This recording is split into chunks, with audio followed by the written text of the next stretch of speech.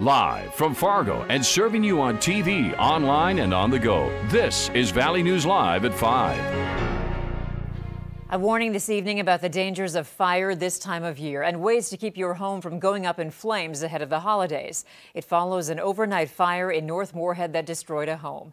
Valley News Team's Callie Hubbard has our story.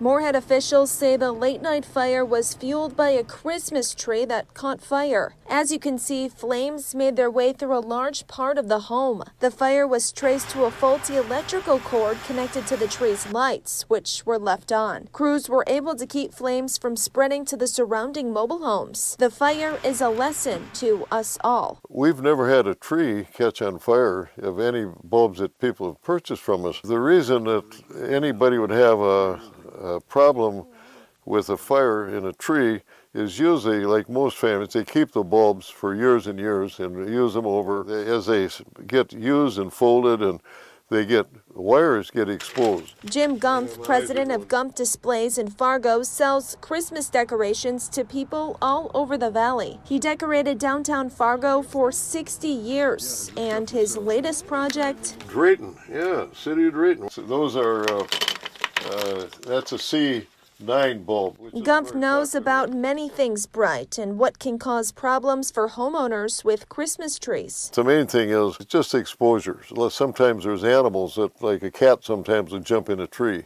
They could mess around the wires. They might bite. Some of them bite wires, and dogs do too. Strings of lights, they're not made to be strung more than 3 strings together. They have a chance of overheating.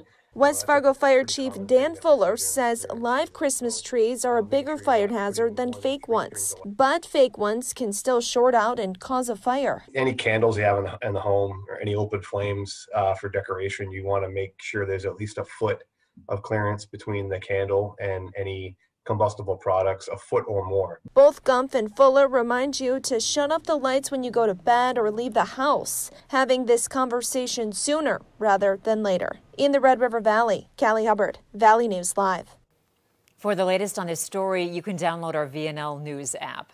Our gray skies will eventually clear up, right? Let's find out how this evening looks. Hutch? Thanks so much, Andrea. As we take a look at that satellite, we still see lingering clouds in the very far southern valley, reaching up into northern portions of Minnesota. But we're seeing that trend towards clear weather even here in the FM area, and Grand Forks has been clear for some time. So this cloud deck, really limited temperatures. We have near 30-degree readings where the clouds exist, and cooling from the 40s it is in the James River Valley today, as that sun really went to work on your weather. Now a look at the Dakota Magic Casino view there. Beautiful skies in the I-29 corridor of along the South Dakota border. Temperatures by midnight tonight will be in the mid-20s. Grand Forks similarly, we'll see some 20s as we go through the evening. Our wind is going to continue at around 10 to 15 miles per hour through the evening hours. We'll have details on how low we go tonight, and we'll look at a beautiful warming trend as we head toward the close of our work week here in just a few minutes. All right, thanks, Hutch. Authorities say a 21-year-old suspect argued with a man before killing him outside his home in Beltrami County. Court documents say Montana Cutbank shot the victim unprovoked on Tuesday night. According to court documents, Cutbank went to the victim's home, started an argument, then shot the victim in the head with a sawed-off shotgun. Authorities caught up with Cutbank this past weekend and arrested him. We're learning that a brutal attack by 4 people began after the victim was thrown out of a friend's home. It happened Monday afternoon at 809 10th Street South in Fargo. That's in the neighborhood just south of St. Anthony's Church. Officers found the victim bleeding and uncooperative. Court documents tell how the victim was kicked out of the apartment, so he broke a window and punched one of the suspects in the face. Authorities say that's when the fight started. Cell phone video led police to believe Valine Blueshield was hitting the victim with an axe. 3 others were also arrested. The condition of the victim isn't known yet. New crime data shows an increase in what Fargo police call preventable crimes for the month of November. Police say there were 133 burglaries in the city last month, with most of them in and around the downtown area. The primary factor that we saw was apartment complexes, which lead to the garage burglaries, where individuals are breaking into one garage and then they're gaining access to multiple other ones, or they're crossing wires and the keypads.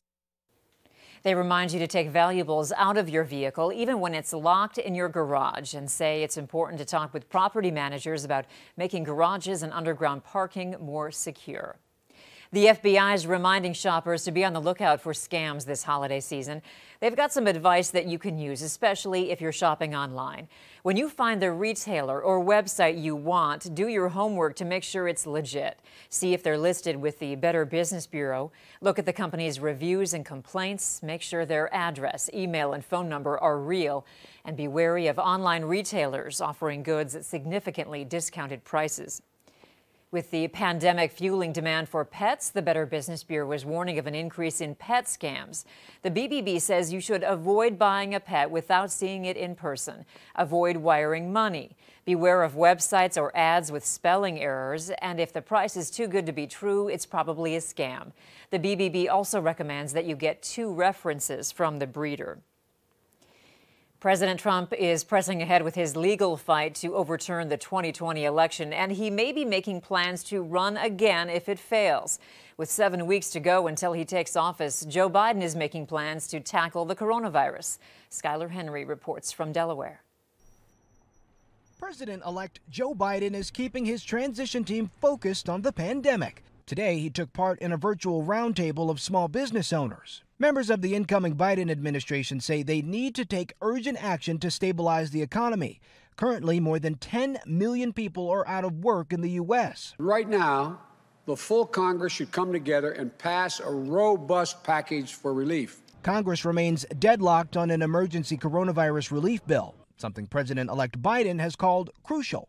President-elect Biden and Vice President-elect Kamala Harris are working from here in Delaware ahead of Inauguration Day, now just 7 weeks away. We love you, President! President Trump has yet to concede the race to Mr. Biden and is still asking courts to overturn the result. At a White House Christmas party on Tuesday, the president hinted that he will run again if his legal efforts fail. It's been an amazing 4 years. We're trying to do another 4 years, otherwise I'll see you in 4 years.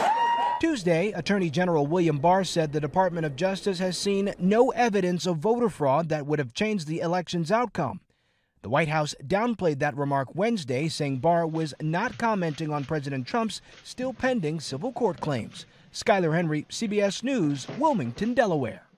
The Justice Department is investigating a scheme that allegedly sought to lobby White House officials to grant pardons to unnamed individuals. The DOJ says no current or past government officials are the target of the investigation. The Canadian Prime Minister plans to keep his borders closed until COVID cases drop in the U.S. and globally. Justin Trudeau talked about his plan on CBC Radio, mentioning conversations he's had with Joe Biden, including the American government doing more in response to the pandemic. In my conversation with the president-elect, we spent much time talking about the coronavirus and talking about how he wanted to do more and really step up in terms of their government response. I said that's welcome news, but ultimately the decisions around the border will be made on the best interest of Canadians. Trudeau pointed out that he favors Biden's approach to handling the pandemic better than President Trump's. North Dakota has 486 new COVID cases and 12 new deaths. 92 of the new cases are in Cass County. Minnesota is reporting new COVID-19 cases, over 5,100 new coronavirus cases, 77 new deaths. Those numbers come amid fewer tests being conducted. A Moorhead man's good deed is going viral, and it all started because he stopped at Jimmy John's for lunch. David Sapp says he was in the drive-thru at the sub shop Tuesday when the car in front of him paid it forward and picked up the tab for his sandwich. Sapp says that prompted him to turn around and donate $50 to the Leukemia and Lymphoma Society in honor of the person who bought him a sandwich. It's been a rough year, and I just thought maybe some joy sparked out there. You know, it sparked joy in my life that someone thought enough to buy me lunch for some reason. Sapp says the cause is near and dear to his heart because his mother-in-law, Sandy, is currently battling lymphoma for the 3rd time. Tonight, you can take in some holiday cheer by watching the Rockefeller Christmas tree lighting. It'll be broadcast on KVLY starting at 7 o'clock. The tree is a 75-foot Norway spruce and has more than 5 miles of lights on it.